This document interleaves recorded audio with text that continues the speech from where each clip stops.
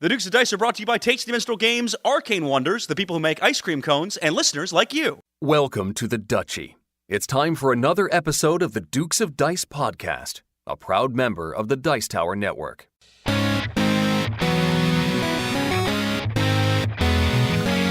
Coming to you from the Duchy in the Duke City, Albuquerque, New Mexico, and the gateway city, St. Louis, Missouri, it's the Dukes of Dice, a podcast about board, card, and occasionally role-playing games.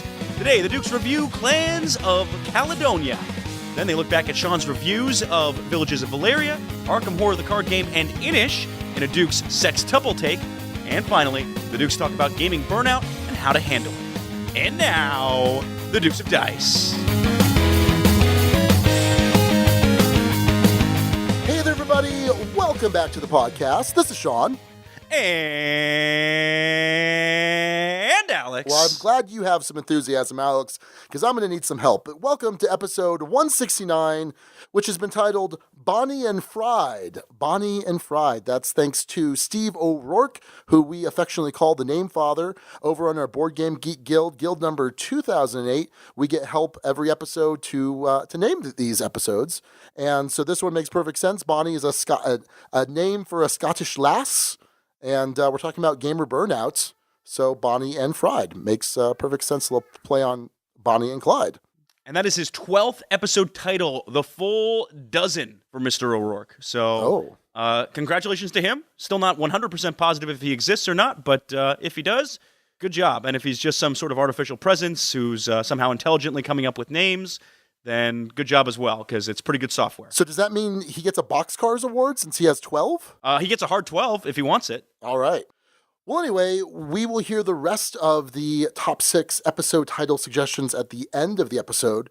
And then if you want to head over to our Board Game Geek Guild to help contribute to the episode over in the Dukes on Deck, you can do that as well. So check that out.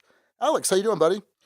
I'm doing well, actually. Better than I have been. Actually. And maybe some of that's...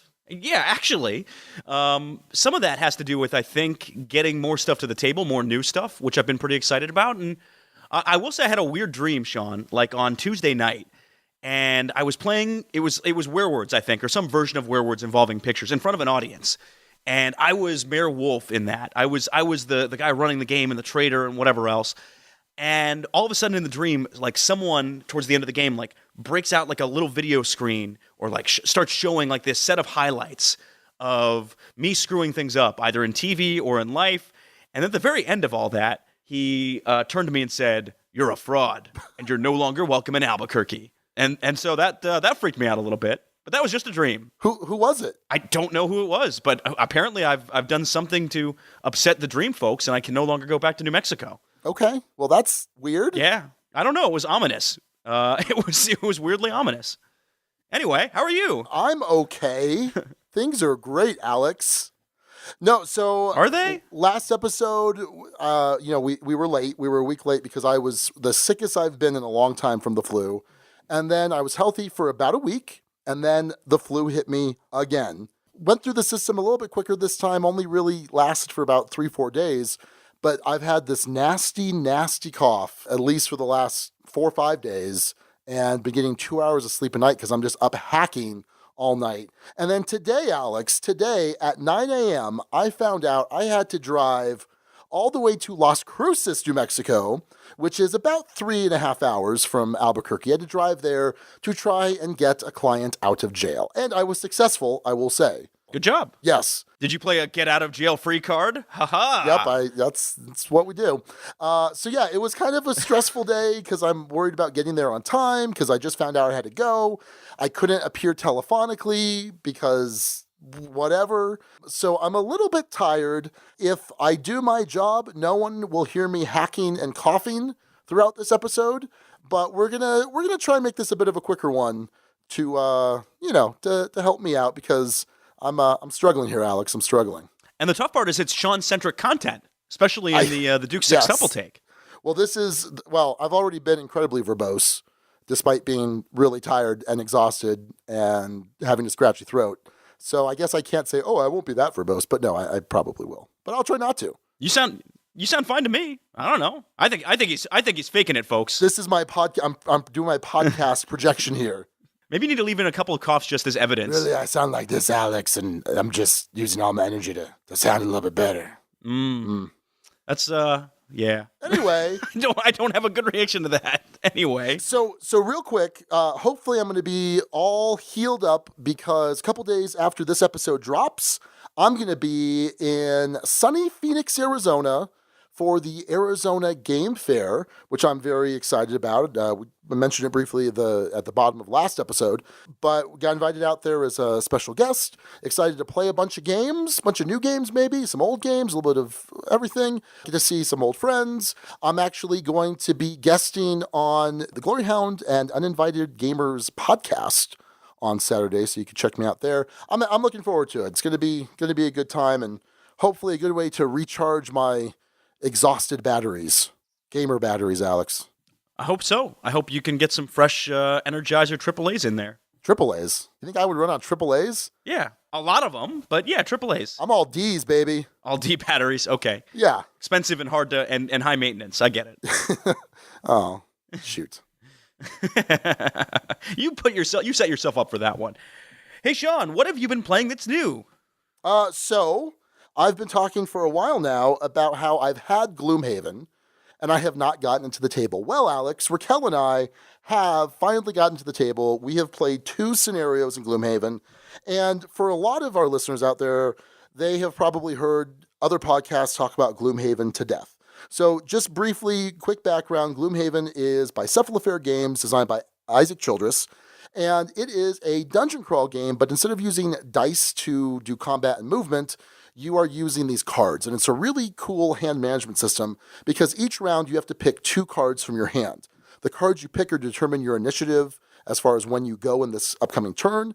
And then when you resolve your turn, you have to use one top half of one of the cards and one bottom half of one of the cards. And how you combine those will depend on how things go. So in some respects, it's a pretty typical dungeon crawler, but it's that card play that's really interesting.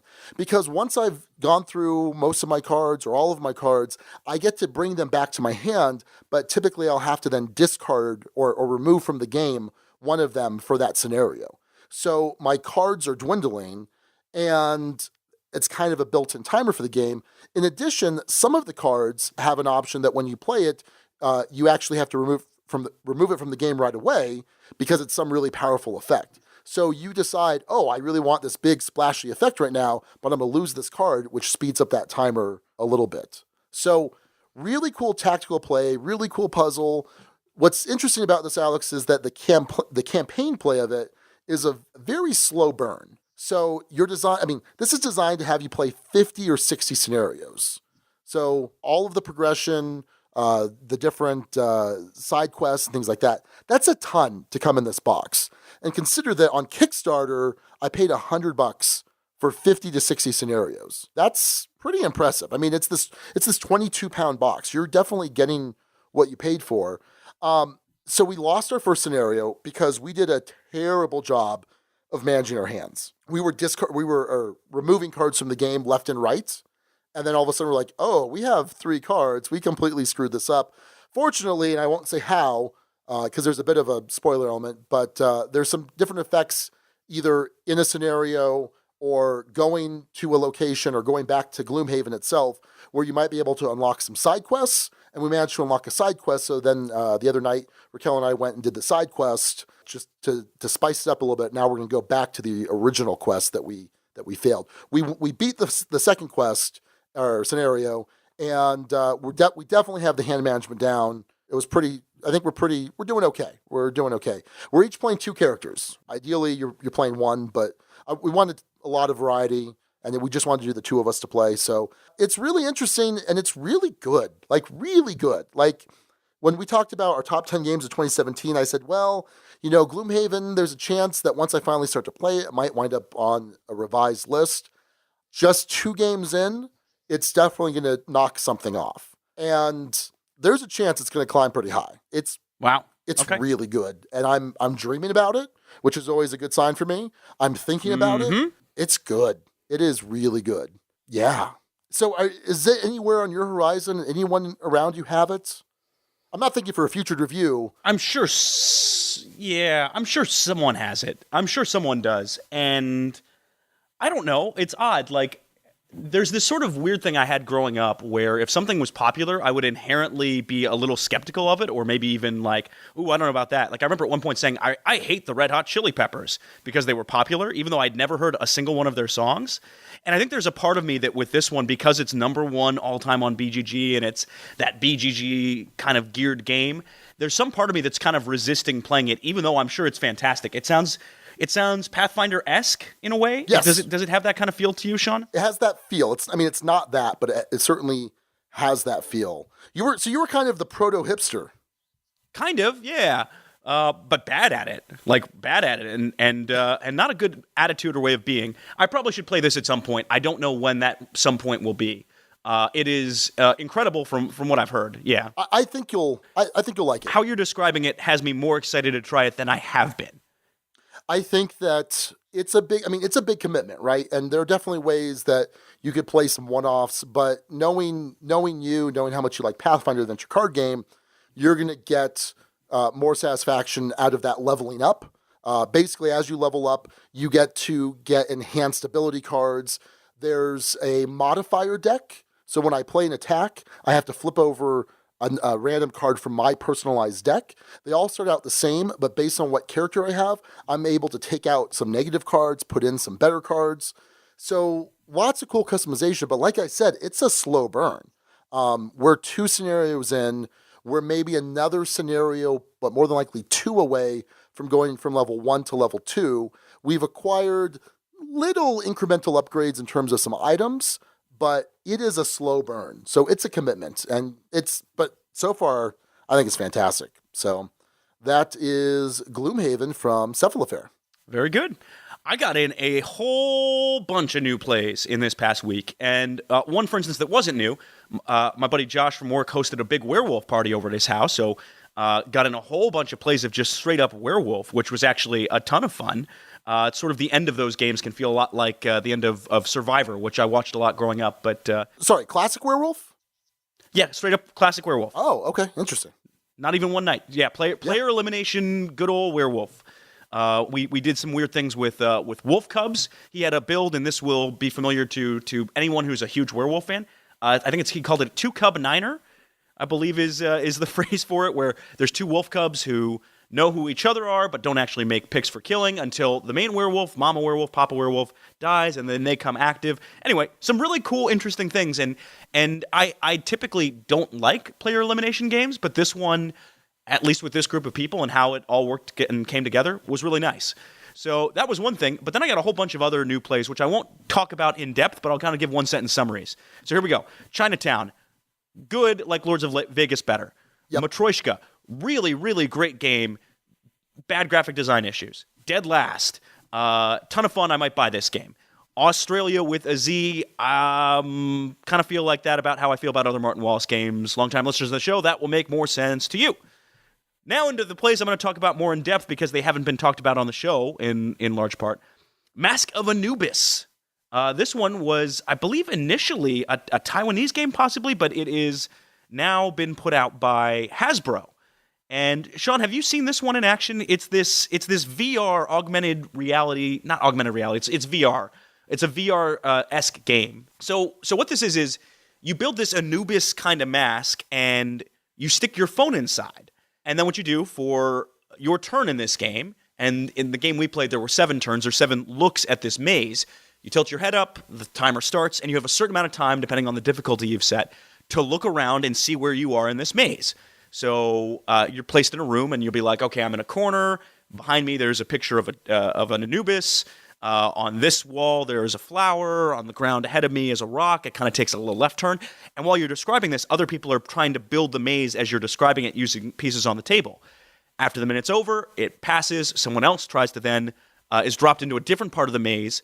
They'll then try and build the rest of the maze. And your objective is to find the correct solution so that the dog goes from where he starts in the maze to the shrine or the throne room. And it's a really interesting kind of game because it's this VR app-managed tabletop experience. And the board game pieces of this itself, Sean, fit in like a tuck box or a very small, kind of maybe double deck box size. It's not a big set of components, these tiles that you're building the maze out of. And then you also have the Anubis mask that sort of wraps around. You have to assemble, not fully, but at least partly every time you play the game.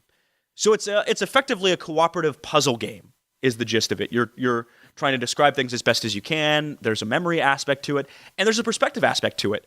I might be standing much closer to the end of the maze. You might be standing somewhere closer to the beginning, and we have to find out from another view whether someone else is standing in the middle. You don't know what part of the maze you're in or how relevant what you're doing is until you try and combine with other people and come up with a solution. So we played one round of this, and it was a really interesting, fascinating game. I think the components came off kind of a little bit chintzy, not bad, but certainly very, very small for what you would want to see. This game could have a ton of table presence, and it felt a little underwhelming opening it up. But the experience of it was a lot of fun, and I've seen this one played a few times at cons, and I can understand why. It's I think one that will play pretty well for a lot of folks. So if that sort of VR assisted cooperative puzzly kind of thing appeals, give Mask of Anubis a look. So that's Mask of Anubis, put out by Hasbro. Should be pretty easy to find, I would have to think. Okay, very cool. Well, the last game I'm going to talk about is called Heaven and Ale. That's Heaven and Ale, A-L-E. This was published by Eggertspiel, which I think we mentioned a couple months ago, got acquired by Plan B Games. So brought over to the US by Plan B. This is designed by Michael Kiesling, who longtime designer, multiple Spiel des Jahres winner, and then also Andreas Schmidt. And I kind of looked at his designography. Is that a word? Did I make it up? Trademark Dukes of Dice? Ludography. I think it's actually ludography. Is it? Okay. That makes sense. Sure. That would be a cool name for it. I don't know. Either way, let's trademark both of them right now. I'll do the work and I'll figure it out if they're trademarked or not. Anyway. Sure. So didn't seem much that I'm familiar with. It looked like a lot of German titles that may not have been published here in the U.S. But anyway, Heaven and Ale is I'd say medium weight, possibly pushing medium heavy Euro game. You are running an abbey, and you and your monks are basically trying to plant two sides of your player board. There's a light side and a dark side.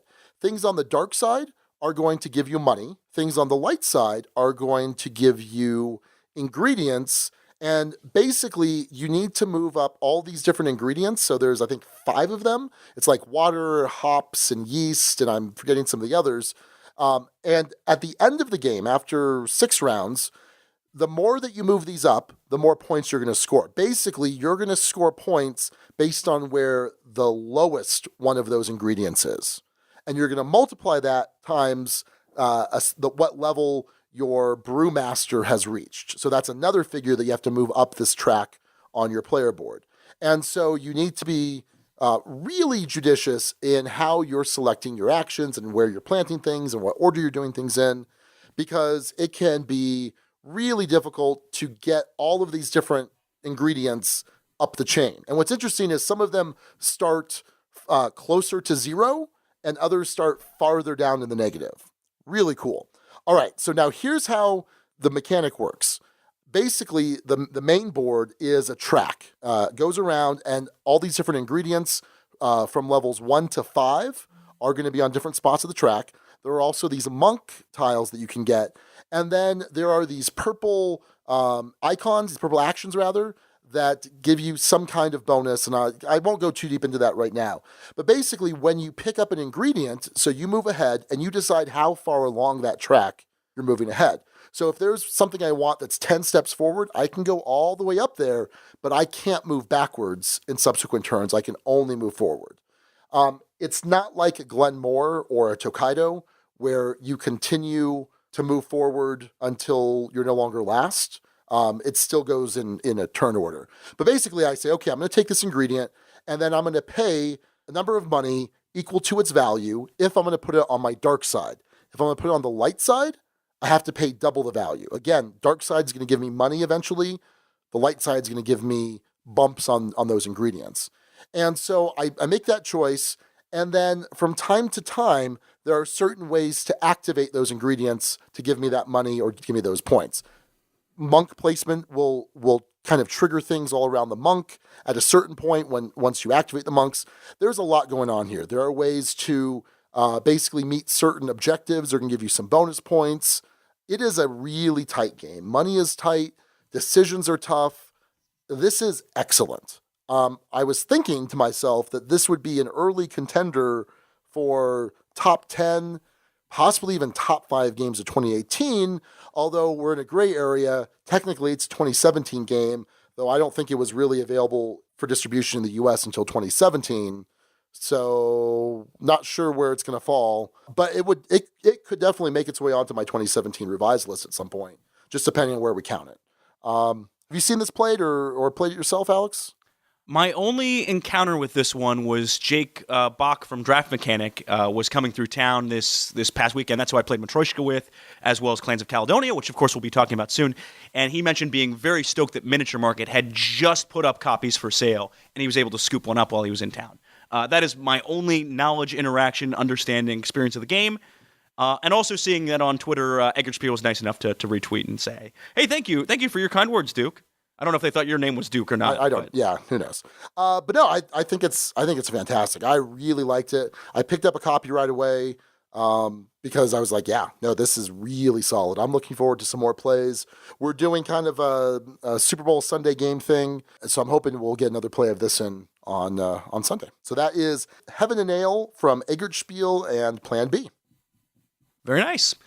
Among the things I've been playing a couple of 2-player games of late. One of them was one of my top games of last year, Fog of Love. I've played 2 more scenarios of that, and I gotta say, Sean, my enthusiasm for that was not misplaced. It is still very, very high, and I've got plenty more scenarios to play through. This most recent game I was playing as Carrie, who was had a secret character trait of being greedy/selfish, and was also somehow hardened, but his career was a puppeteer. So he's like this jerk puppeteer who I was playing as. And of course, at the end of the game, I broke the relationship off. I'd secretly been having an affair. So Carrie, not a good dude. Not a good dude one bit, and we did not click. Her hearts in that game were very low. You dirty dog, you. Carrie was not a friend to much of anyone. I've also, though, been playing part of the GIF series of games, which I hadn't had much exposure to until I moved to St. Louis. Specifically, this time, Zertz. Zertz is a 2-player abstract game, and it's effectively... You know how in checkers sometimes you try and set up a move where someone will jump you so that you can double jump back or get into a really advantageous position? That's Zertz in a nutshell. What you're doing on your turn is you're placing one of 3 different colored balls out onto a set of rings and then removing a ring, or if you're forced to jump, you must jump and take a ball off the board. Might as well jump, Alex. You might as well jump. Anyway, you win the game if you can collect certain sets of these balls. So either, I think it's 5 black, 4 gray, 3 white, or some flip that and reverse it, something like that, or 3 of each, and you can win the game. Don't quote me on the exact scoring, but that's the gist of how you would win this game. And it's cool. It's thinky, and it does definitely have that checkers-ish feel in a little bit more of a freeform setting. Not my favorite of the GIF series, but I think certainly worthy. And the more I've played these, the more I've enjoyed them. Certainly if you have the right person to play them with.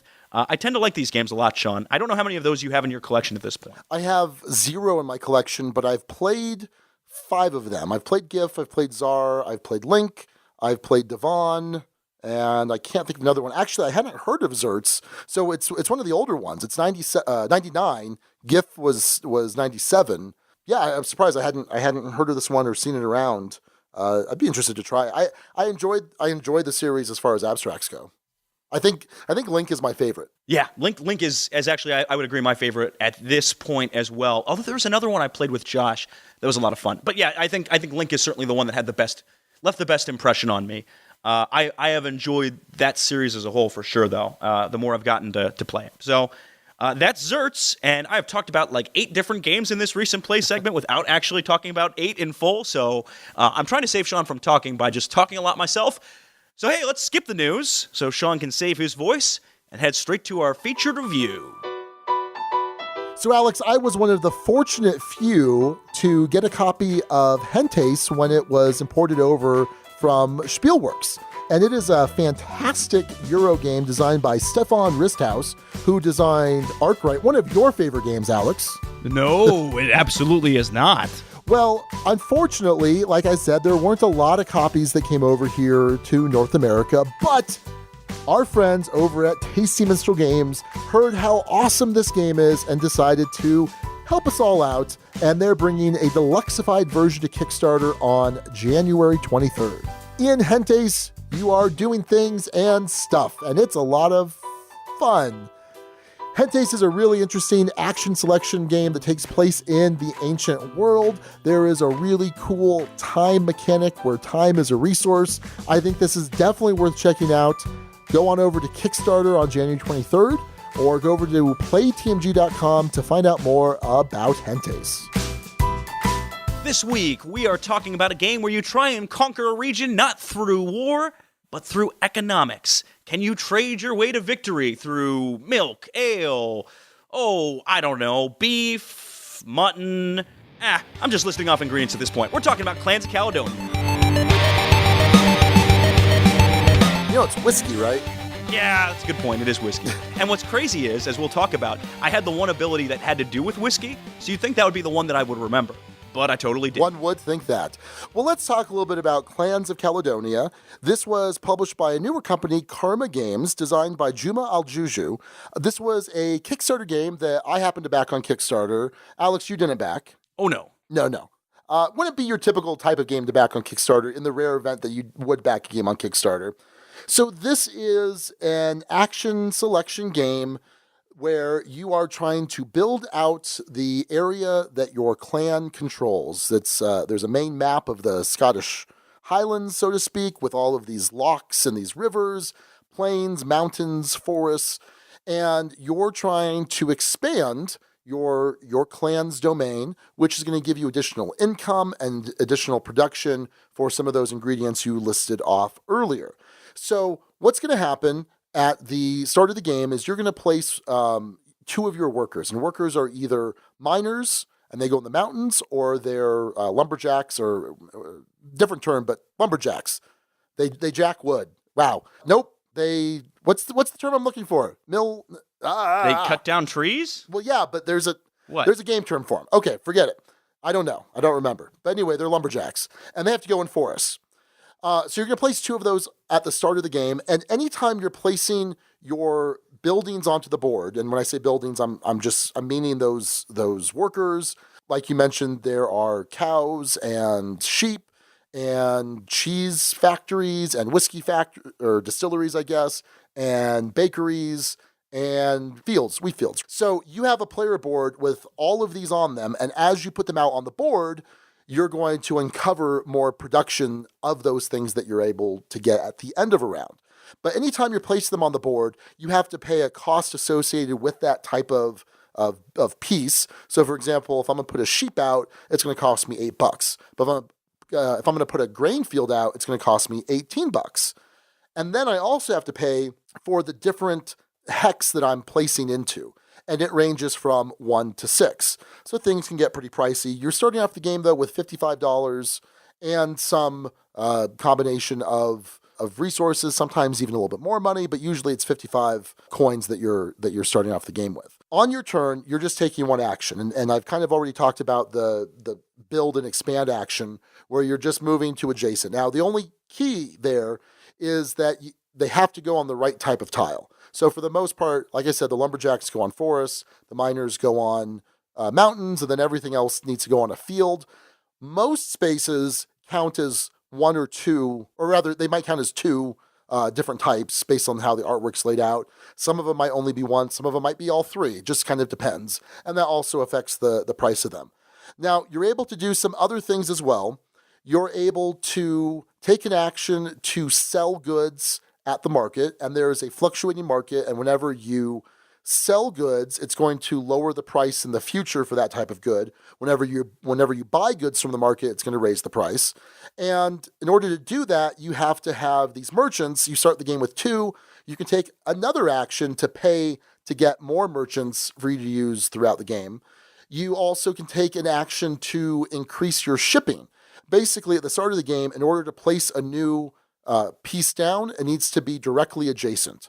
If it's separated, if the two hexes are separated by a river, you can't place there unless you have increased your shipping by 1 level. If you increase it again, you now can place a new piece across a single lock, and then you can go up to 2, 3, 4 locks and really just kind of spread out from there. You can also take an action to upgrade the tools of your lumberjacks and your miners so that they're going to give you a little bit more money whenever you do a production phase. You can also acquire these different export contracts that are going to require you to provide a certain number of goods, and then you're going to get some sort of benefit from it. Sometimes it's going to be endgame scoring. Sometimes it might be money. Sometimes it might be a free expansion where it costs you 0 to actually lay claim to a hex, although you'll still pay for the building that you're placing. And then it's a full action to actually complete one of those. What am I missing, Alex, as far as the available actions? I think you've got the gist of it. Okay. So at the end of a round, once everyone has passed, they've done everything they can do. They've spent all their money, they've traded, they've bought stuff, purchased or bought and sold stuff, whatever, and they can't do anything else. They're going to pass. When you pass, you're going to get a certain amount of gold, depending on the number of players and what order you pass in. So there is an advantage to passing sooner because you'll go first next round and you'll also get a little bit more money. Once everyone's passed, production occurs. So if I've revealed 2 of my sheep spots, I'm going to get wool. If I've revealed 2 grain spots, I'm going to get 4 grain because each revealed grain is worth 2 grain. If I have a revealed whiskey, I don't get whiskey necessarily. Instead, I have the opportunity to convert 1 grain into 1 whiskey. And that could be grain I've already acquired earlier or grain I've just acquired this production. So you do all your various production things, including money from your lumberjacks and your miners. And then there's end of round scoring. And you know what the scoring is going to be every round throughout these 5 rounds. Basically, it's saying, okay, at the end of this round, perhaps you're going to score 2 points, or maybe it's 3 points. 3 points for every 2 buildings you have that are on the very edge of the map. Or for every production that you have, you're going to score a point. So what you want to be doing ideally is playing that round to try and maximize those points. Or maybe you say, no, you know what?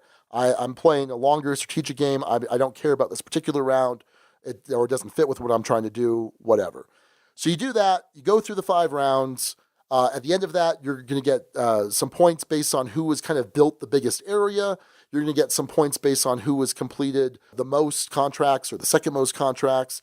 You're going to get some bonuses for different symbols, different types of goods that you fulfilled on your completed export contracts. And then additionally for production and some points for money. And then whoever has the most points at the end of the game is the greatest clan in Caledonia. So, Alex, I'm gonna make a prediction here. You're gonna like this more than me. Interesting. That's very interesting. I liked it more than I thought I was going to like it, if that maybe answers things. Okay. I was coming into this, especially during the rules teach, and looking at the board and looking at all of the different spaces and all of the different ways things came together, and I was thinking to myself, what have I gotten myself into? What kind of review have I gotten myself into with this one? Because this was one where we were scrambling a little bit trying to think of one that would make sense. And in the first round of the game, I sort of felt the same way. I didn't know what was going on. Why am I building here? Why would I have this in this spot? I don't get it, and this feels very tight, and I feel like I'm way behind, and I don't know what's going on. And then something seemed to click with this one for me. And the buying and selling started making sense. The production makes sense, and the conversion made sense, and how you spread out and how that scores at the end of the game made sense. And fulfilling contracts felt less completely crazy difficult comparatively.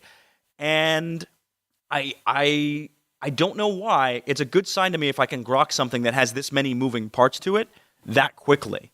And I ended up enjoying the play for reasons I can't totally put my finger on, but we may talk about as we go through. Oddly enough, I was thinking during all of that, I think this is a Sean game. This is a pretty Sean game right now. And I think I'm wrong, maybe. So I'm curious to hear your first thoughts on this one. So I backed it, right? Because I said, oh, that sounds like a Sean game. And The description of the play sounded a little bit like a streamlined Terra Mystica, which has been a long-time favorite. It actually just fell off of my top 10 this last August, which was kind of crazy because it had been number 1 at one point. It was like number 3, number 2, and then number 1, and then it completely fell off to like 11 or 12. And part of that has to do with the availability of the app and some other reasons.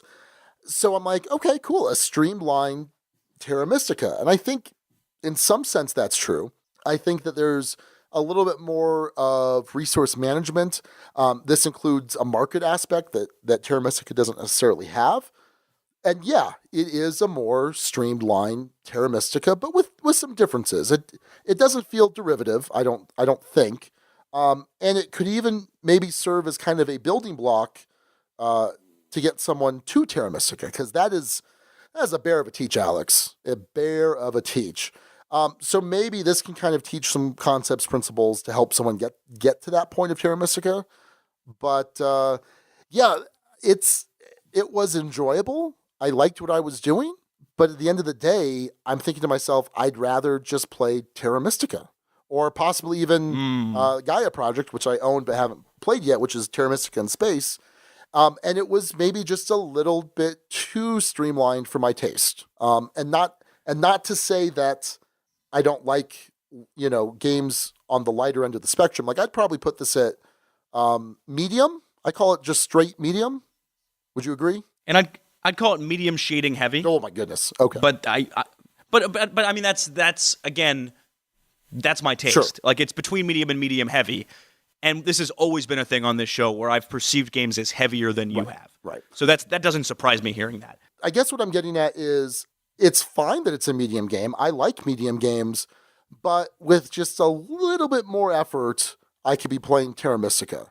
And I feel a lot more clever in Terra Mystica because there were all of these just crazy, stupid interactions. You're messing with the stupid power bowls, and you're messing with the special actions on the board that cost power. And there's the temple track, and there's, whenever you build a temple or a sanctuary or either of the religious buildings, you get a favor tile from one of the gods.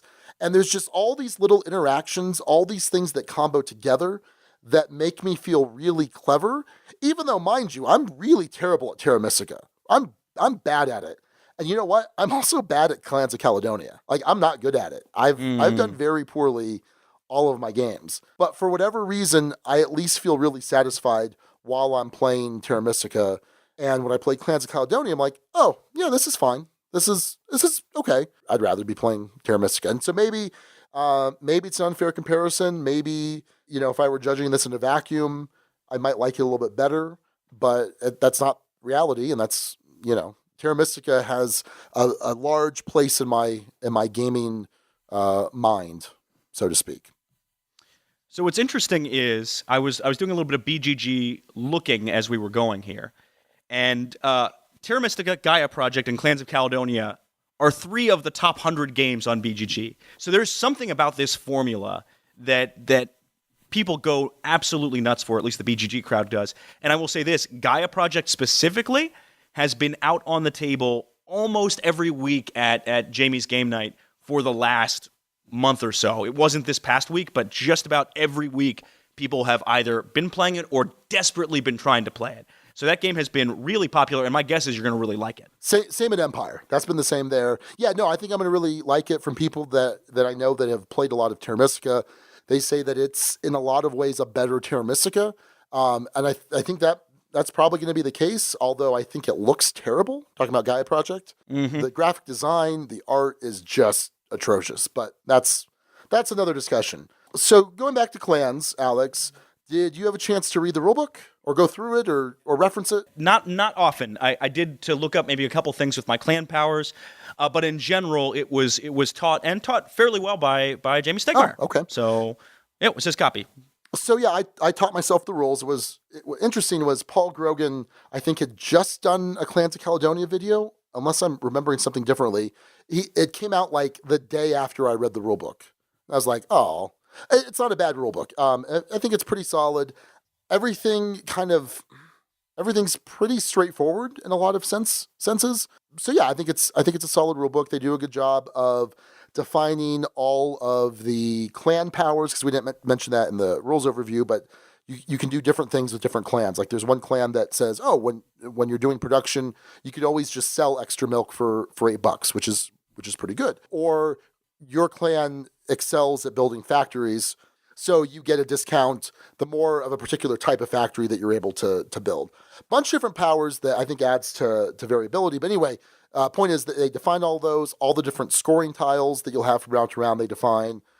We didn't talk about these corner pieces. Basically, there are these once per game per person bonuses that you can claim if you're within range of them. And there's a bunch of variety there too. So they do a good job of all of that. I think overall it's a pretty decent rule book. I don't really have any complaints, and I think it breaks everything down pretty well. As far as components art, Alex, this is Clemens Franz art, who's one of my favorite Euro artists. I think the art's really cool. It's what you would expect from him. In fact, we were playing this last night for my last play, and then on the other table was Isle of Skye, which I'm pretty sure was also Clemens Franz. Yes, I believe so. And I was like, hey, only one Scottish game in the store at a time, but I think art-wise, I think it looks good, and it's a pretty typical Euro resource farming type game in terms of the look and the feel and the iconography. Would you agree? I would agree. Yeah, it's not a standout in that front by any means, but I think it was fairly clean. Board-wise, I will say there was some confusion for me in how I played this, in that this idea of this is both a mountain space and a prairie space sometimes was hard to tell with some of the tiles. It wasn't as clearly delineated as I would have necessarily wanted. I got confused by that. That might be just on me. In general, yeah, it looks out as it's supposed to. I think the player boards that they provide do a great job of showing the flow of how resources move, do a pretty decent job of showing how much income you're getting from things. So on that front, I think it's a well-designed game, and it has pretty decent table presence. So I think no complaints there, actually, that I could recall. So one thing that I had a couple people mention was the iconography makes sense once you know what it does.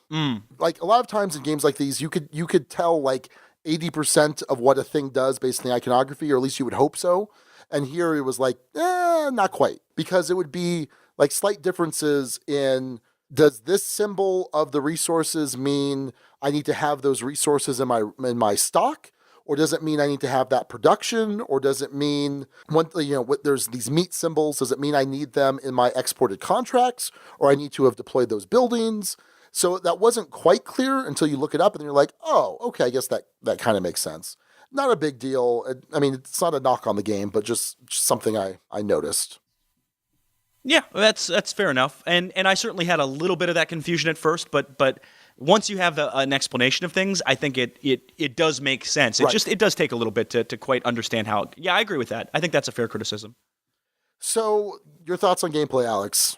And maybe it's because it's streamlined. I was looking at the weight ratings of this as we were talking, and Terra Mystica is nearly a 4. Gaia Project's a 4.25, which is, again, typically heavier than I'm going to tend to like. And this is right there at a 3.4.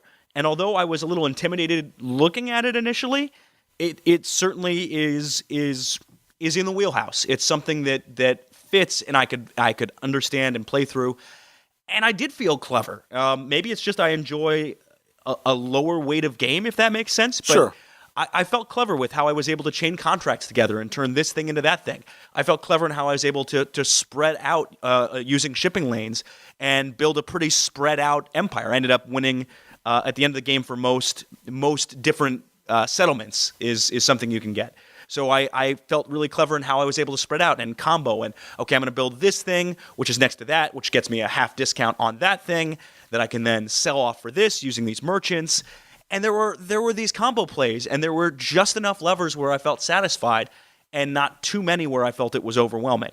And it did fit into a sweet spot. It absolutely fit into a sweet spot for me. There was something about how that all played together that really worked. The player powers, at least in the game we played, all did very different, interesting things, but didn't feel out of whack. Did you feel the balance was on with these player powers, Sean?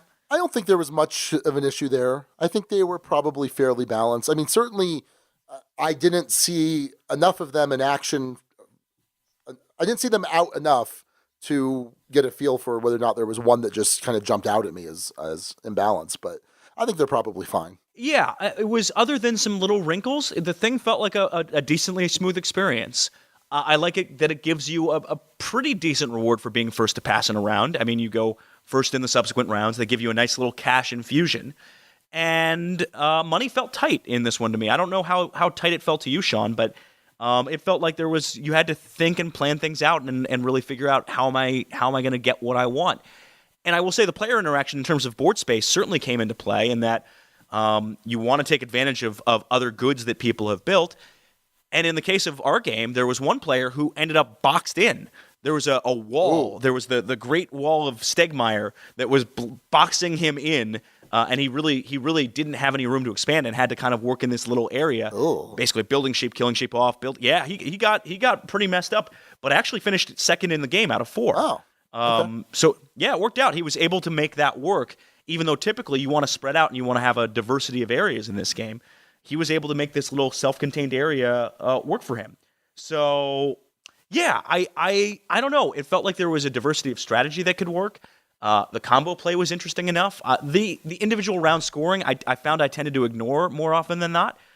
It certainly would come into play. Did you feel that was strong enough or enough of an incentive to be interesting, Sean? Well, here's the thing. It's something that I tend to ignore in Terra Mystica, which makes me terrible at Terra Mystica. And I tended to ignore it, and it wasn't a choice to ignore it. It's just that I got so wrapped up in what I was trying to do for whatever reason that I didn't prioritize it enough. And you could see early on people's scores start to really shoot up because they were playing to that. So I think I'm not saying you, like in all 5 rounds, you need to maximize that as much as possible. You probably need to pick some rounds where you're like, okay, I'm just going to ignore that because I need to get this engine up and running, and I think that's fine. I just don't think you should ignore it all 5 rounds or even maybe ignore it more than 3 rounds. I agree with you that I think there are probably multiple paths to victory here, different strategies that you can employ. I absolutely agree with that. And I think that the interesting thing about the interaction too, which we didn't really talk about in the rules overview, 2 things. Number 1, whenever you have a meat symbol on your contract, so there's mutton and there's beef. And basically, there's no mutton or beef resources that you have. You actually have to remove a cow from the board to fulfill meat. So it goes from the board that you've already paid to expand, paid to place, and then it goes back to your player board. That leaves a spot open, and someone else can go right in that spot if they're able to. And that creates a little bit of tension from time to time, especially later in the game, because there was one point where I had to wait to do that so that a neighbor of mine didn't have enough money to expand because it would have cut off my largest connected area, which I was going to be the first player or score the most points in for that game. So I had to be very careful of that. So that's an interesting point of interaction.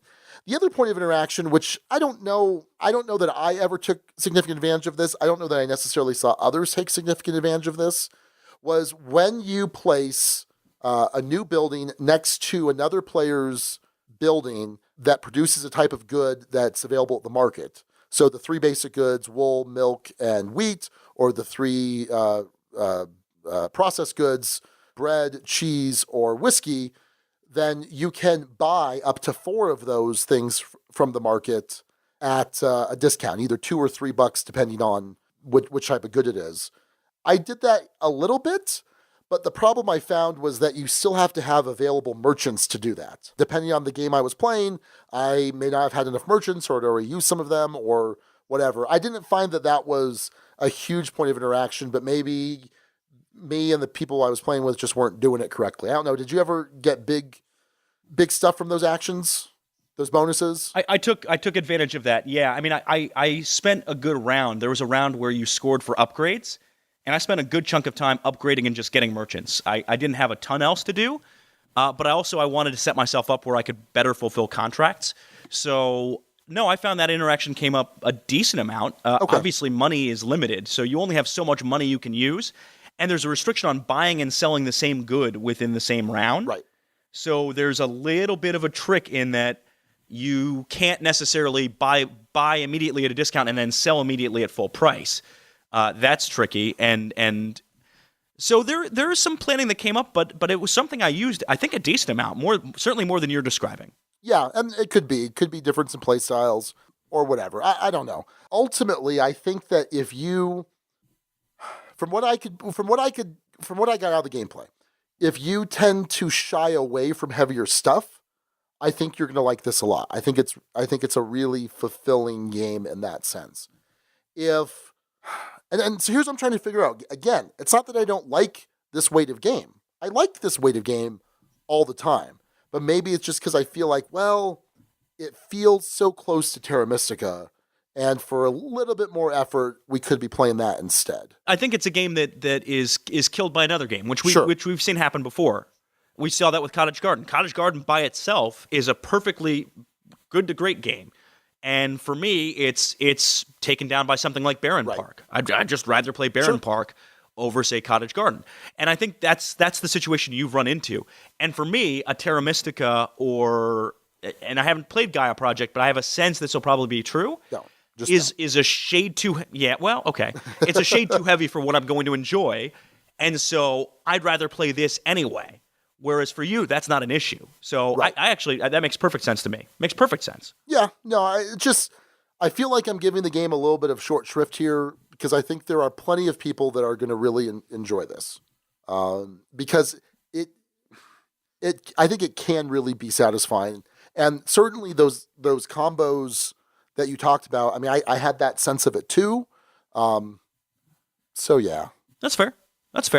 The one other thing I wanted to talk about that I thought was interesting is how the rare goods on the contracts work with I think it's tobacco and a couple of others. I really enjoyed how that all came together. Basically, how it works at the end of the game is you'll score 5 per, 4 per, or 3 per for each of 3 different of these high-valued goods, and the rarest gets you 5. So you're incentivized to build as many as you can of this really rare good. And so it has you eyeing contracts that you might not normally take a look at because it might not be something you're producing, but it's something that might get you a whole heck of a lot of points at the end of the game.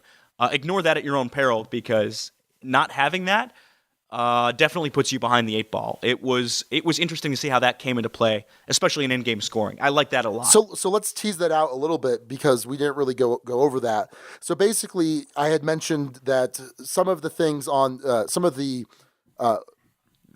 what you would get from the export contracts were endgame scoring. So there's hops, right? And hops are just, you score a point per hop that you have on each export contract at the end of the game. So if one contract has 5, one has 3, 8 points, boom, good job. The other 3, cotton, tobacco, and it's like, sugarcane, right? The sugarcane? Yeah, that sounds right. Yeah, that sounds right.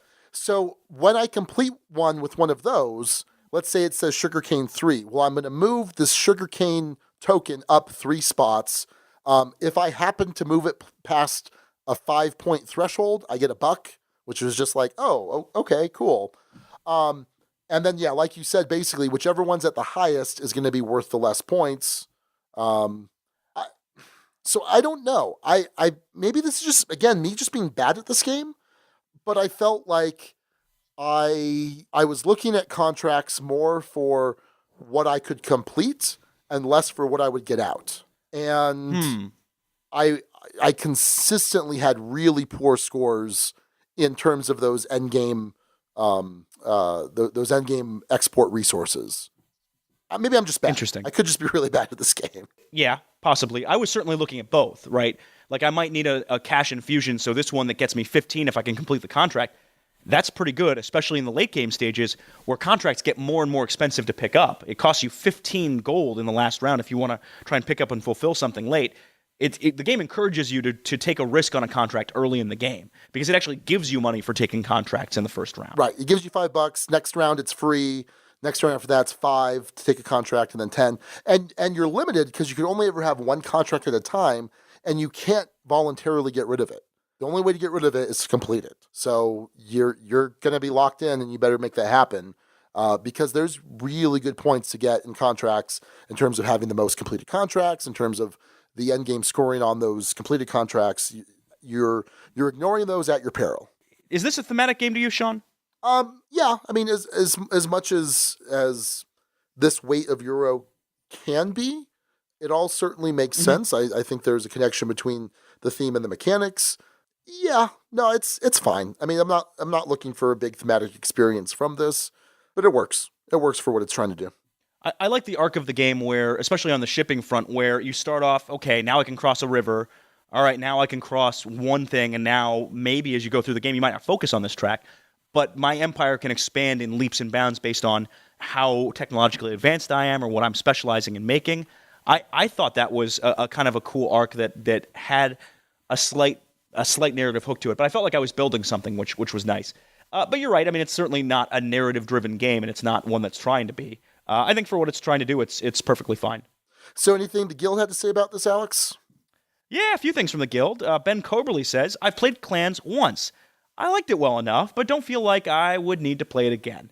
It's one of those games where repeated plays really give you the advantage, so since I don't own it and don't game often enough with my friend who does have it, I'll probably not seek it out. I don't need to win every time, but I like to at least be competitive along the way. So, some similar thoughts to me there, maybe. So, Evan says, overall, I thought Clans was fine, but nothing amazed me about the game.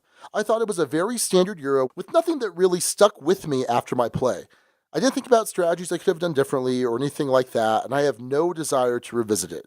I won't turn down a play, but it doesn't belong in the duchy. A 3 out of 6 on the ducal scale. But we have a contrary opinion. Yeah, I think we're about to hear that score here in a second. Paul Naxer, though, didn't give it that score. He says, I borrowed a copy of Clans of Caledonia from a friend on a whim. The simple market manipulation drew me in mechanically. The theme was a win, mostly because I was reading an Outlander novel at the time. I was quickly surprised to find that this was not just another half-hearted Kickstarter by a new designer. The rule set was in the sweet spot for difficulty, and the components are top-notch. While I tire of seeing Clemens Franz's artwork so often, the iconography was great, and I found the presentation easy to understand. My only con? The endgame scoring is a little odd. My first 6 out of 6 for 2017. Oh boy.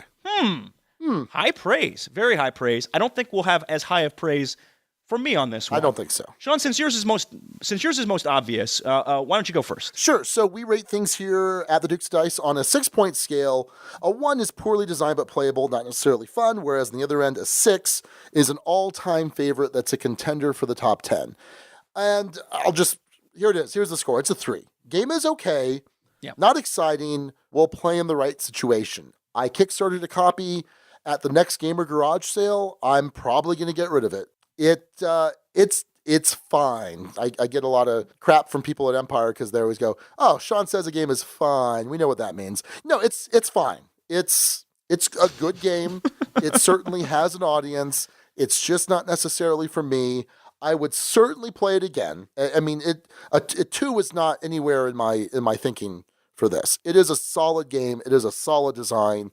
It's just there's another game that feels similar that I can play with just a little bit more effort. Even when I was talking about this might be a building block, I taught Mariah Terra Mystica, and it's not her typical weight of game, and she got right into it, and she liked it and did well, and so I don't know that I even need it for something like that. I will say that this has made me want to play Gaia Project that much more.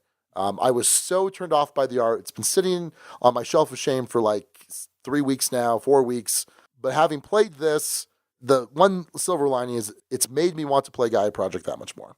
So, 3 for Sean. And I'm probably not going to surprise you with this one, Sean. It's a 4. It's a good game worth playing, just not all the time.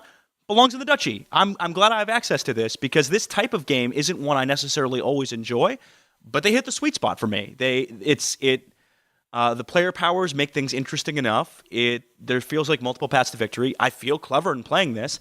I like how this all fits together and works, and the mechanics of it. It's pretty nice.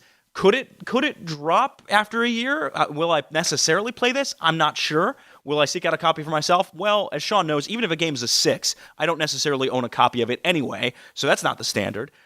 But I'm glad I have access to this, and if it's on the table, I'm more likely to say yes than no. And I think that's a good sign for a game that at first I was actually a little bit put off by or intimidated by, and pleasantly surprised by this one, Sean.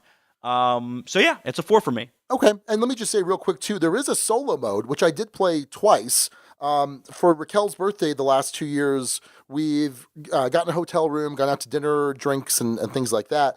Last year, while Raquel gets ready, and boy, it takes a while, I was able to play Arkham Horror, the LCG, solo, while she was getting ready. And then this year, I played Clans of Caledonia twice while she was getting ready, played it solo. So there is a good solo mode, and it's a nice little solo puzzle. I never got past the initial threshold for scoring because, again, if I didn't mention this, I'm really bad at this game. So, but anyway, that's going to do it for the Duke's review of Clans of Caledonia. A 3 from Sean and a 4 from Alex. You are listening to the Dukes of Dice, proud members of the Dice Tower Network. For other great shows in the network, check out dicetowernetwork.com. Back to Alex and Sean for this week's Dukes Double Take. All right, next up, we have a Dukes Sextuple Take, and it's a special first of a bunch of these, Alex free edition of the Dukes Sextuple Take. I'll still be here, I guess, but Sean's going to be doing a lot of the talking. First one we're going to be looking back on is episode 126, It Takes a Village. And that time, we were talking about Villages of Valeria. Sean, at the time, you gave it a 4. Duke Suzanne, now way, way, way more famous than she was back then even. And she was pretty famous back then, Sean, but now even more so. Just throwing that out there. It also gave it a 4. I got Suzanne's double take on this through text, and she has said... Also, it is a 4, although she is desperately looking for an expansion for this one. Sean, where are you at with this? Well, let's just say real quick, a 4 is a good game, worth playing, just not all the time, belongs in the duchy. I'm going to leave it at a 4. By the way, so Villages of Valeria is a multi-use card game, tableau builder, similar to like a Race for the Galaxy. And I really enjoy that type of game. And this is a little bit lighter, a little bit more streamlined, and for whatever reason... It's still a game that I enjoy. It's almost like it's comparable, Villages of Valeria is to Race for the Galaxy as Clans of Caledonia is to Terra Mystica. Yet for whatever reason, I'm still okay with Villages of Valeria. It's still going to be a 4. It's not a 3. It's solid, and I like the artwork. I like the Valeria. It's kind of a generic fantasy theme, but I've picked up some of the other games in the series. It's a solid multi-use card game, tableau builder in the vein of Race for the Galaxy. So, all right, couple thoughts from the guild. Tiger Mom, and Tiger Mom, I just want to say this before the comment. Tiger Mom always says, "Love my Dukes" after every post. You know what? I love my Tiger Mom. Absolutely. So, just going to throw that out there. That's for you, Tiger Mom. Tiger Mom says about Villages of Valeria, when I first got Villages of Valeria, I played it a lot with my son, and then he got tired of it, and then I got tired of it. I usually sell or trade those games away, but for some reason, I've held on to this one, hoping to gain back the spark. It's a small game, so I think I'll hang on to it for a little while longer. And I will say, I haven't gotten this back to the table since all of the plays leading up to the review, but to me, that's not a bad sign in this case. It just didn't happen. I mean, I'm certainly eager to play it again. Scott Sexton says, Villages of Valeria is a solid Euro-style tableau building game in the same vein as San Juan or Race for the Galaxy. The problem, of course, for Villages of Valeria is that its only real advantage over those games is that it has better artwork. Its expansion content is also pretty much required in order to elevate the gameplay. For me, I think San Juan is the best game of the 3, and I don't feel like cracking out Villages of Valeria unless I need a change of pace. It is a respectable ducal 3. So I'll just say this real quick. Race for the Galaxy, my preferred way to play is with the app. The app is amazing. I've purchased all the expansions for it. Oh, it's so good. The app is so good. If I'm going to play it in real life, I want to play it with people that have played Race for the Galaxy a bunch because it's most satisfying when it's really quick, when turns are quick, when people kind of know what they're doing. It's a bear to teach. It really is. Whereas Villages of Valeria, at least... I can get a similar feel. I agree with Scott. It's not as good as Race for the Galaxy, which is probably a 6, I think. Yeah. Yeah. No, it's a 6. So I agree there in part with Scott. All right. Moving on, episode 127, I'ma Let You Inish, but Fister, one of our favorite episode titles of all time. That's a Mike Risley, by the way. Mike Risley title. Yeah, fantastic. Sean, you gave this one a 3 at the time, and David and Matt, who were co-hosting with you, local Dukes, gave this one a 4. I didn't get their take on a double take, but Sean, set up this game, and where are you at with it now? So this was another of the Madigo kind of hybrid dudes on a map similar to, say, Cyclades and Kemet in a broad sense, very broad sense. And this game uses card drafting and then card play as the main mechanic in terms of how you're moving your dudes on the map, so to speak. And what's cool is as you control certain areas, you gain access to other cards. It's a fixed pool of cards, and so you know what's out there. There's usually one card in the deck that you're not seeing in a particular round. You just don't know what it is. And so you have cards that are going to let you move a certain amount of troops from one area to another, or move, one from different areas to one spot, kind of converge. And then the combat system is pretty unique. And I wanted to really like this game. I really did. But the problem with it is if everyone is doing their job, then the game is really drawn out. Because there's basically these different win conditions, and if you meet a certain number of them, game ends at the end of the round. And so you need to be on the ball. Hey, this person's about to win. Let's all make sure that doesn't happen. And the game really drags out. The other option is that someone's oblivious or everyone's oblivious and it just surprises everyone. And the game could be over really quickly. And it's like, oh, well, that wasn't satisfying. So to me, it just wasn't satisfying either way. It was either too long and drawn out or too quick. There's a lot about this game that I liked, and I really thought I was going to like this a lot more than I did. I'm gonna keep it at a 3. Game is okay, not exciting. We'll play in the right situation. I got rid of it in the last Gamers Garage sale. And you've played this Fair enough. recently, didn't you? I have. Not recently. I played it at Gen Con.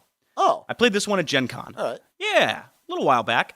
And I had a kind of an interesting experience with this one, Sean. I liked it mechanically and thought it was really clever. Yeah. And the first few rounds of this, I was really digging it. Oh, this is really nice.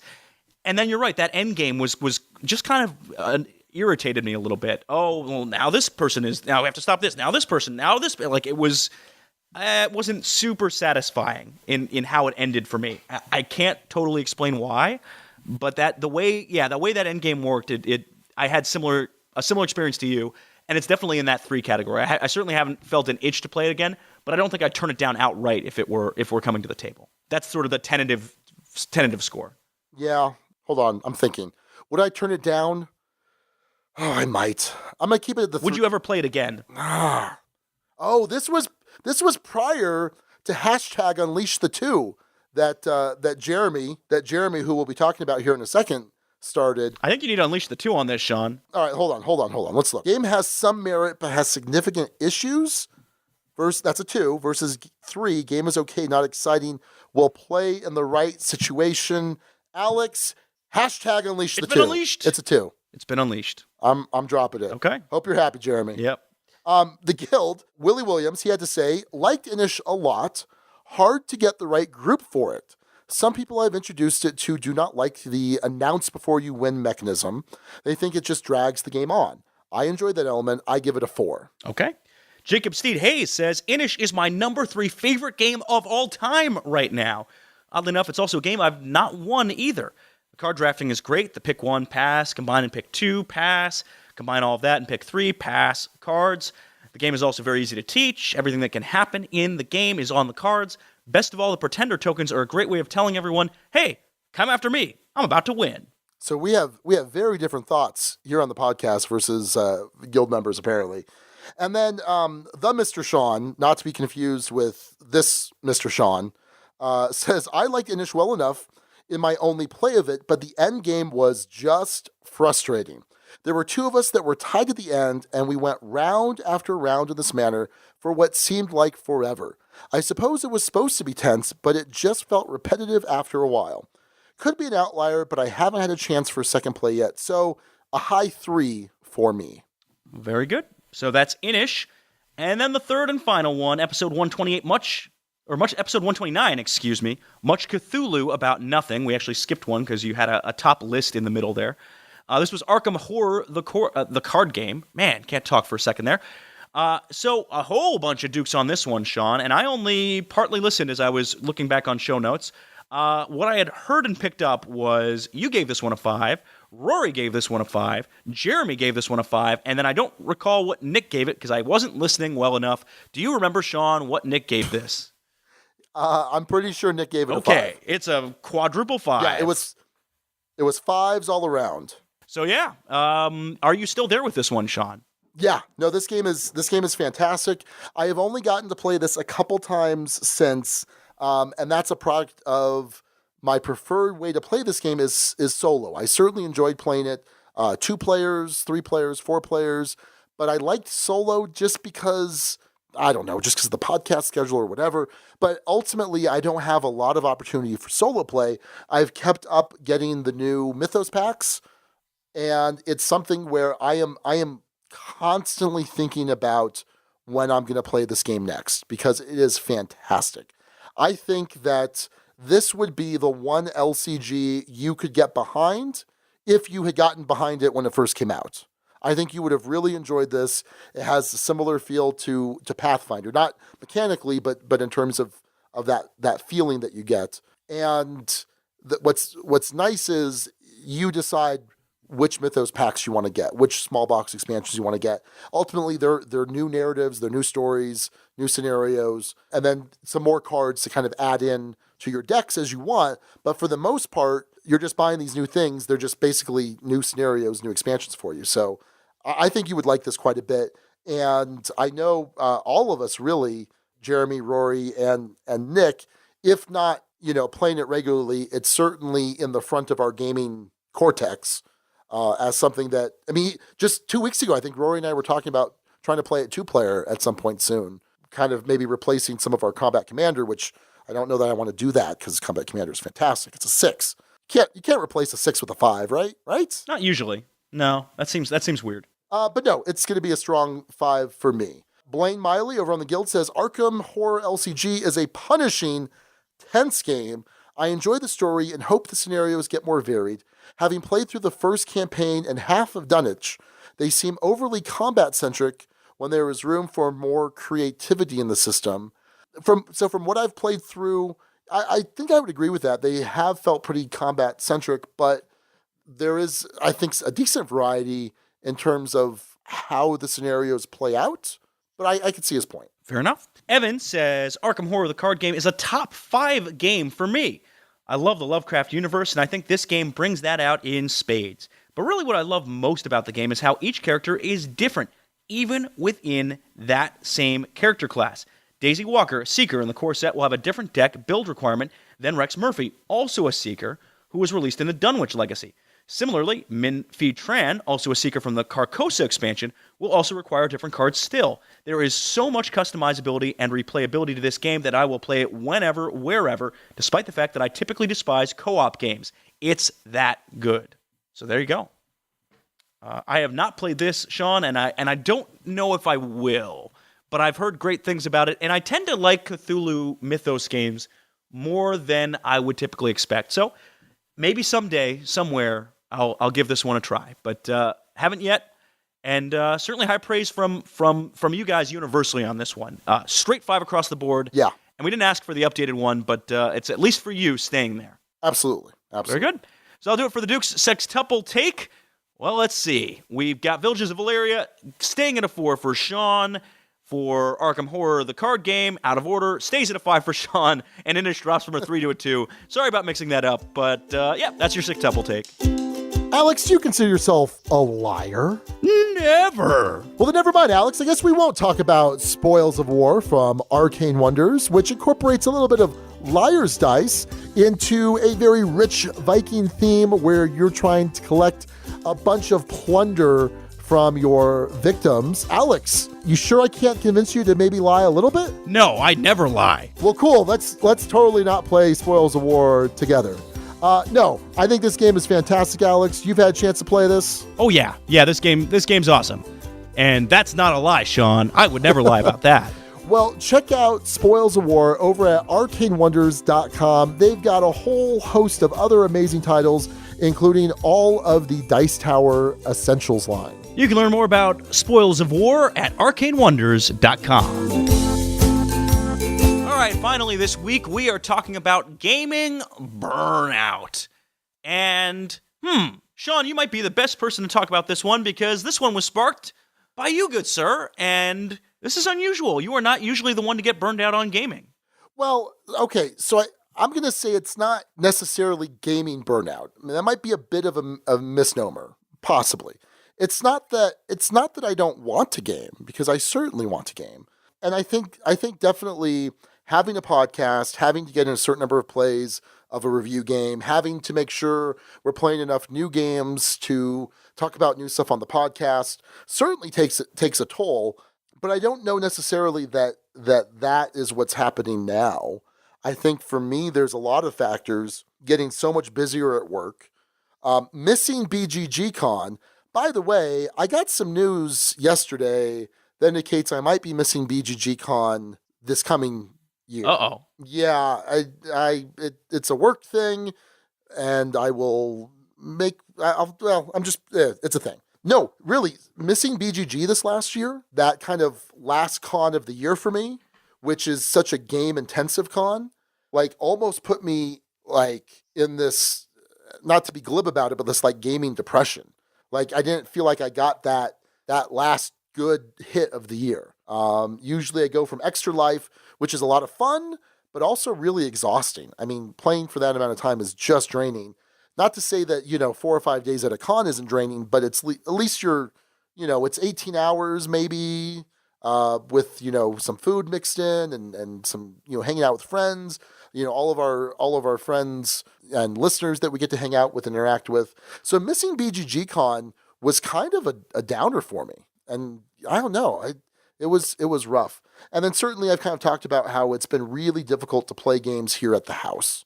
Chewy is at an age where, man, she really wants to participate, and that's great. And I definitely want to encourage that as much as possible. But she can help us play a game for a good 15 minutes. I'll say, okay, move this piece here, roll this dice, and she's happy to do it. And then at a certain point, she's like, nope, I'm done, and wants to just start doing. You're just playing with the pieces because she's almost 4 years old, and that's what kids do. She's getting better at some of the hobby games that we're playing with her. But for the most part, my gaming is Wednesday nights now. On occasion, Raquel and I will still, because we usually go out Friday nights, and on occasion, we'll go to Empire on Friday nights, but that hasn't happened as much. Even the Sunday morning gaming with Rory, which was about 2 to 3 times a month, I probably haven't done in the last 2 months, and part of that's with the holidays and things like that. And then just being slammed at work since October has created a situation where, man, I want to come home, play with Chewy, fight with her to go to bed, because it usually involves me putting her to bed, and then her coming out, if I'm lucky, 2 or 3 times, but more often than not, 10 or 12 times. And then I just want to sit down with Raquel, watch something on Netflix, and do it all again the next day. So, yeah. What do you think? Analyze that for me, So you know what I do when I get in these kinds of moods, Sean? What's that? I Sing a song? No, I don't sing a song. I quit my job. I move out of my house, and then I leave the country for 4 months. Okay. Is that an option in this case? All right. Well, let me think here. So I get up to 14 weeks, right? Yeah, no, that's not. That's clearly not an option, Alex. I have certain responsibilities. You most certainly do have certain responsibilities. And let me say this too. I mean, I think it's definitely affected the podcast in some ways. And I think part of that too is you having left. And this isn't a blame Alex thing I'm saying right now. I'm no longer welcome to Albuquerque, Sean. Didn't you hear the guy from the dream? Well, hey. Oh, man. Foreshadowing. That's crazy.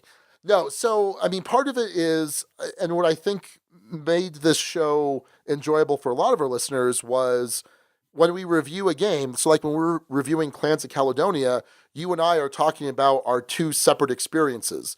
We don't have a story. There's not some story we're telling about, some shenanigans that happened in the mutual games we were playing together. And so it's been more difficult, scheduling review games because you got to make sure I've got a copy available to me, you've got a copy available to you.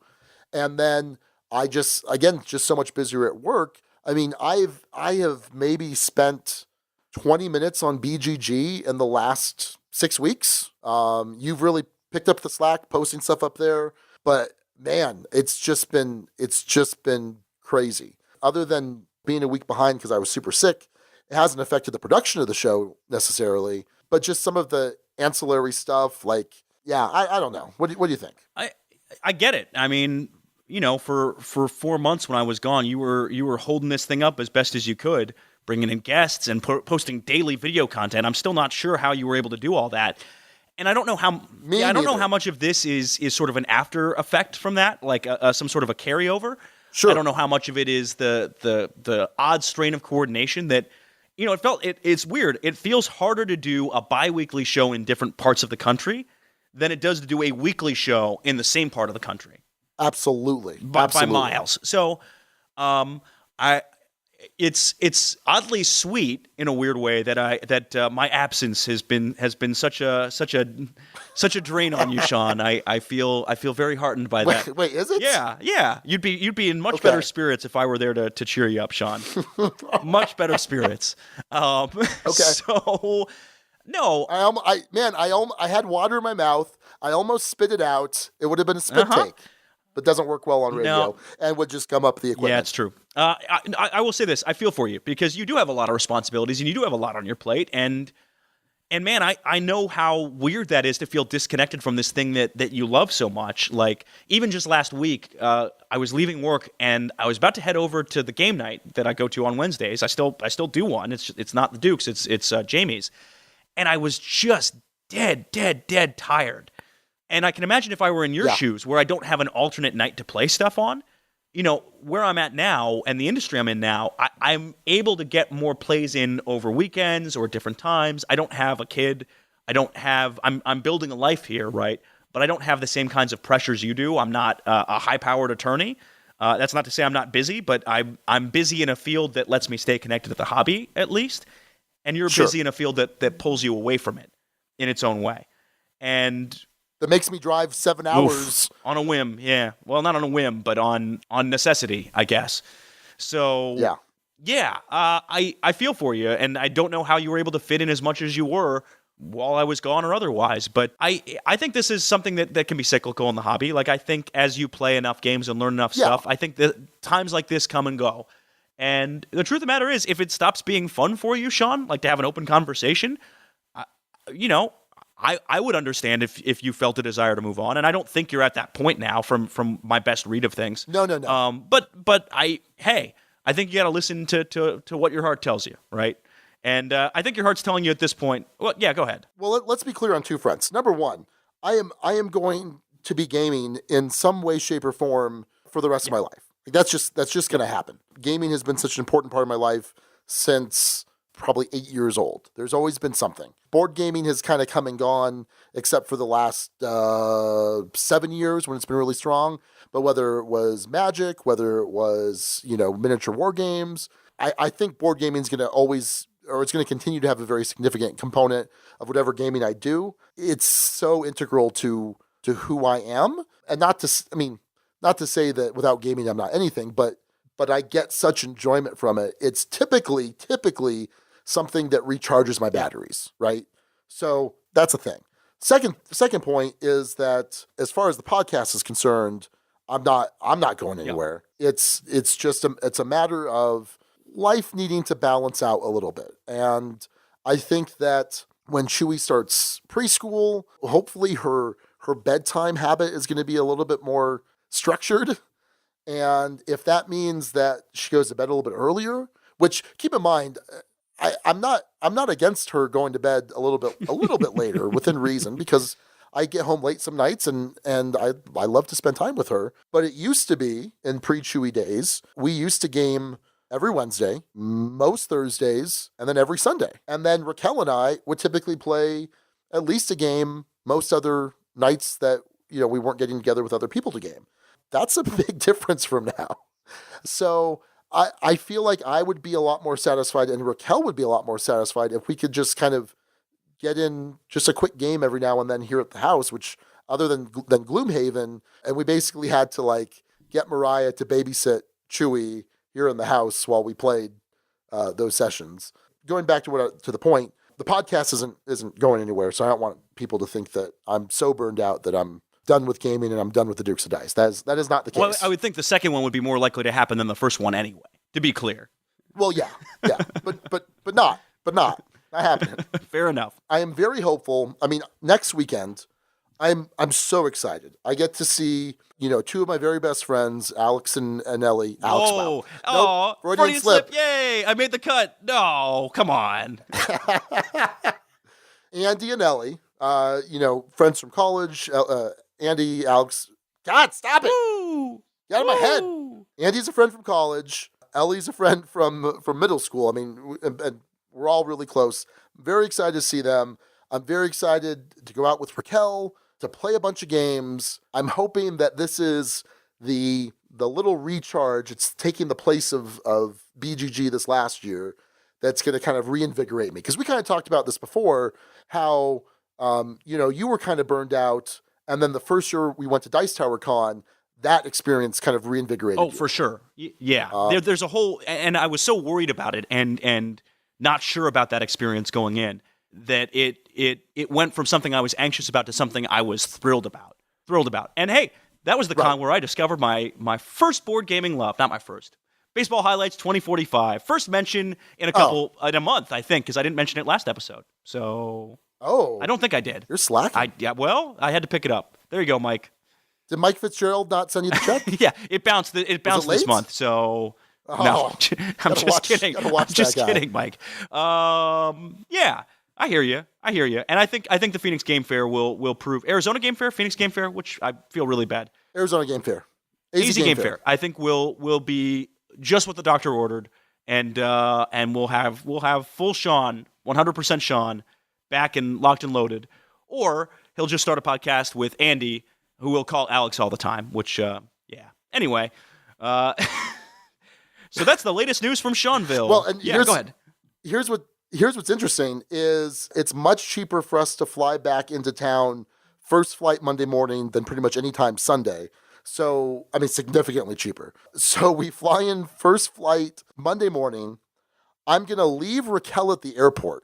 She's going to deal with the bags. She's going to get the car from parking, and I'm going to take an Uber to court right away, right off the plane, because I have a hearing, and everything's going to work out just fine. I'm telling myself that. And I'll be at court, just back in the swing of things. But yeah, that's how it's going to work. So yeah, I think it's to sum this long, rambling, self-indulgent part for me up anyway, because we've got some thoughts over in the guild. But to sum it up for me, I've definitely noticed that it's not that I don't want to be gaming, but it's just hard to fit it in right now. And then what gets priority in that gaming time is stuff for the podcast.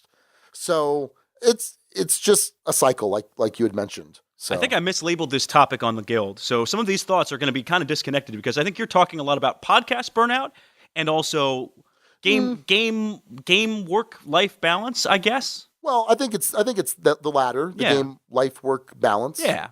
Definitely. I just think that just because I happen to have a podcast, that extends to the podcast. Fair enough. And but I think it's oddly enough, it's not you being burned out on gaming so much as you being burned out on not gaming. Oddly enough. Well, sort of. But again, there's times when it's just like I don't even want to open this game. I don't have the energy. And there's some other thoughts the guild members have that I'm going to kind of chime in on to kind of expand on that. But I wanted to kind of piggyback off what they're saying. Let's start down that road. Ben Coberly says, for the last 4 to 5 months, I have been burned out on learning new games. I haven't had any desire to put in the time to take out a rulebook, set up a game, and learn it well enough that I can teach other people how to play. It has been frustrating to me because I have a few games I really want to play, but every time I would open up the box, I would feel overwhelmed and turned off by the idea of going through it. So I've been focusing on playing games in my collection that I know well and that I've taught my friends before, so they can come over, we all sit down, and can start playing a game pretty much right away. It's been awesome. And my friends have responded well because they were feeling like we never played the same game twice. It has also allowed them to buy games, most are new to the hobby, and they're now teaching me games. I can't tell you how good that feels. I'm starting to get the desire to figure these games out that have been sitting on my shelf, waiting to be played now.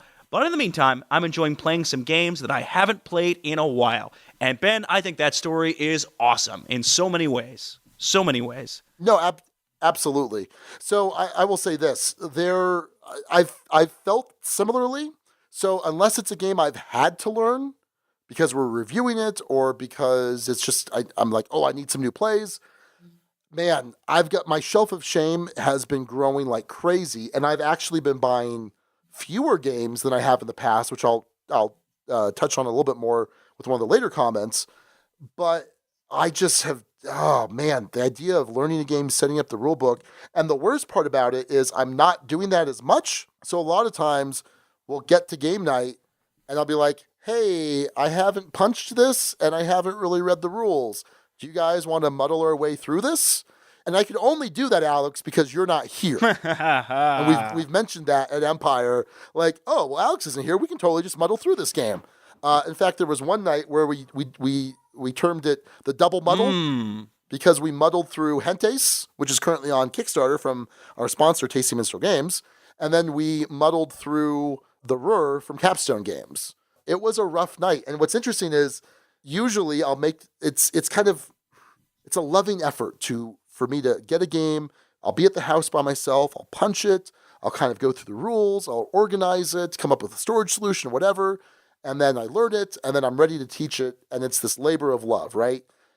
I just don't have it in me. And it's almost 2 to 3 times more work to just show up and muddle through. You know what I mean? 100%. So, yep. That's that thought. Fair enough. Phil Hendrickson says, I am burning out on buying new games. I'm getting very picky and have passed on buying games that I would have rushed to purchase in the past. I'm trying to avoid spending money on games that I will only get to play 2 or 3 times before we tire of them. If I'm not sure about a game, I will wait until I get to play it a few times or it's on a deep discount sale. I don't want to clutter my shelves with games that we always pass over in favor of other games we like better. And I will say this, there have been a couple of instant buys, but I am a cautious buyer myself, so I identify with that. Sean, have you been a more cautious buyer of late as a result of some of this? I think so. I've definitely been taking more advantage of games being available in the library at Empire than I have in the past. I've just been like, oh, well, I need to get this game because it's the new hotness, and I've heard a lot of people talk about it. Whereas, how about I just see if I even like it enough that I feel like I need to own it. Heaven and Ale, I loved it. I said I absolutely need to own it. There was another game I played that night that I had been eager to play, and fortunately, I was like, nope, don't need to own this like I thought I was going to. Whistle stop. So I've definitely been taking advantage more of that, and I think it's also reflected a bit more in my scores. I think a year ago, I probably would have given Clans of Caledonia a 4. And now I'm just like, no, I don't. It's not a game that I want to own. It's not a game that I need. It's a 3. But yeah, but to the point itself, I think I've definitely slowed down my purchases quite a bit and been relying on other people having it or Empire having it. So, and if I really need it, if I really think I need it for the collection, I'll pick it up. But I'm a lot more discerning, kind of like I was before the podcast. Interesting. Tiger Mom. I love my Tiger Mom, says, gamer burnout. There is so much new content all the time, and I guess I really don't think I'll be buying anything new for a while. I like to play the games I own, and right now I have one game I haven't played and some expansions I haven't gotten to play. I really like exploring games and not constantly chasing the newest hotness. I'm a little burned out on buying games, so kind of a similar thought to what we heard out of Phil there. Yep. Right. Yeah, I think at some point, because the Dukes of Dice will not go on forever. What? They'll be here. What? They'll be here next year. They'll probably be here the year after that, and for the foreseeable future. But the Dukes of Dice will not exist forever. What? And there will come a time. Yes, it's gonna be Dukeicide. One of us will kill the other. Oh man. And I know who. I can see what's gonna happen. But anyway, do I need to be very worried? This is very disturbing. Just let it happen. So. So at some point, when I don't have to play a new game or I don't have to play this game to review it, I'm very much looking forward to just doing deep dives into old favorites or new favorites or whatever. And I mean, really, I have an incredible collection that if I never bought another game again, it would be fine. It would be great. It'd be just great. I'm sorry, I didn't hear what you were saying just now because I was busy trying to find my last will and testament. I think I know a good lawyer who might be able to help me with that, so I don't know. Yeah, absolutely. Yep. Oy. any case. We'll put a trust together too. It's much cleaner when there's trust involved, and Excellent. then Will's just kind of a catch-all for everything else. Oh, boy. It doesn't get put into the trust. Oh, I have the worst lawyers. As long as I'm the beneficiary, we're all good. Yeah, okay, all right. Scott Sexton says, I've not experienced burnout myself in board games, but it's something I experience concerning video games. That seems to go in cycles, though, and I'm at a point in my life where I want my video games to be shorter. The game runs more than 20 hours, I start to get burned out, and I'll take breaks for weeks or months. Board game burnout, though, is something I don't experience thanks to my kids being enthusiastic about gaming. It's a special time I get to spend with them, so I haven't burned out on board games because I want to spend every bit of time with them that I can. Like Phil's comment, I have become far less interested in buying new games, by myself being very picky when it comes to new acquisitions, and unless games doing something truly unique, I'm not that interested. I've got plenty of games in my collection that I need to get back to the table and a good number of campaigns that need to be finished. That said, because I buy fewer games, the games I do buy tend to be pricier affairs like deluxe editions on Kickstarter with all the exclusive add-ons. And as a member of Big Cardboard, as Jeremy would say, I support that approach. So keep going to Kickstarter and buying a bunch of stuff there, because that's how I make a living. Sean, any thoughts on kind of what he was saying? Yeah, I mean, man, I love campaign-style games.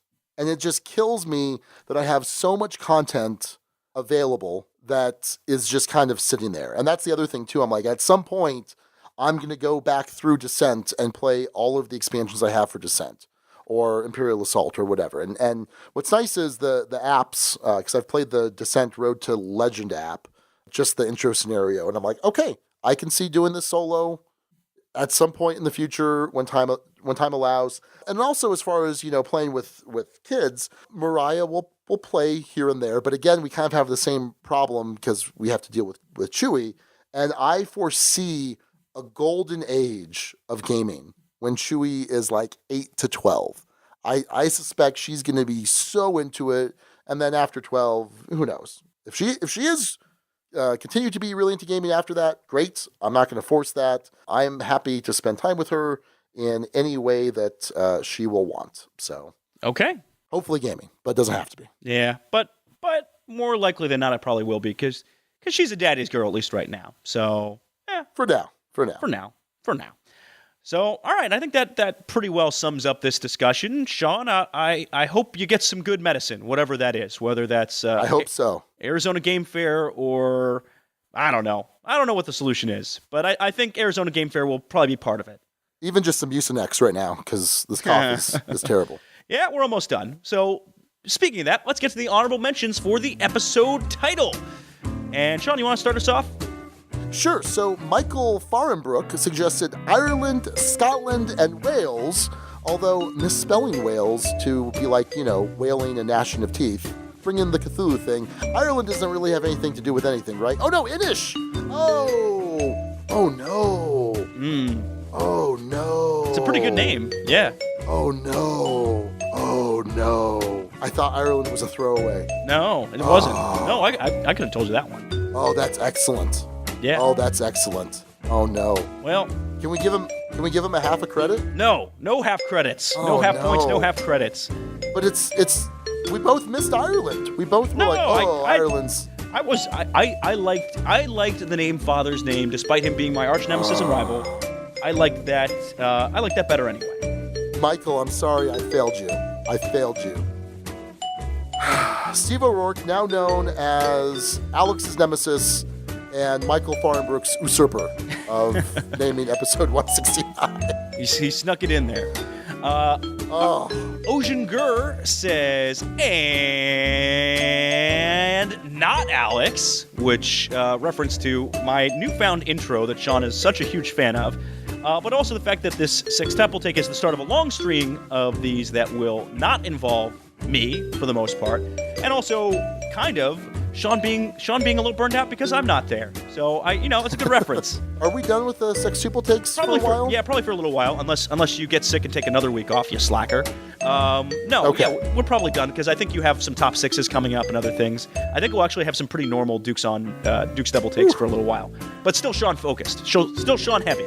So Nicole Capri, who is a first-time contributor to Naming an Episode, I hope I'm saying your name right, Nicole, she suggested thrilling, distilling, and killing. Nice little rhyme there.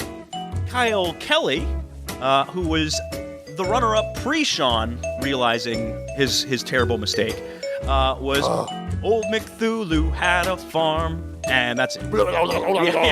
Blah, blah, blah. Nice.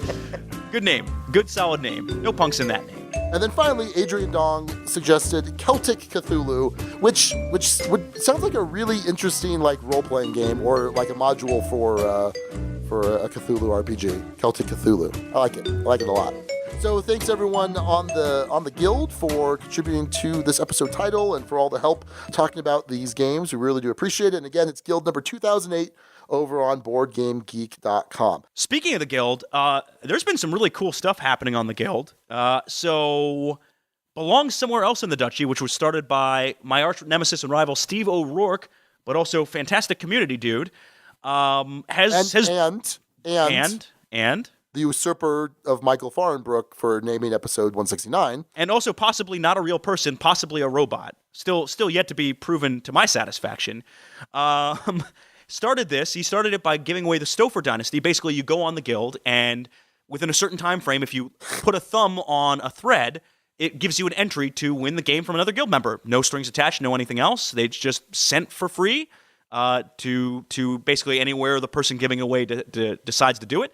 He gave it away first, then I gave away Arboretum, which I have gotten a lot of crap for at work from Josh, who really wanted Arboretum, and a lot of very confused, what are you doings from Sean. But hey, that's how life goes. Since then, we've also had Tiny Epic Kingdoms put up by Rochelle Gordon, and that went to a good new home.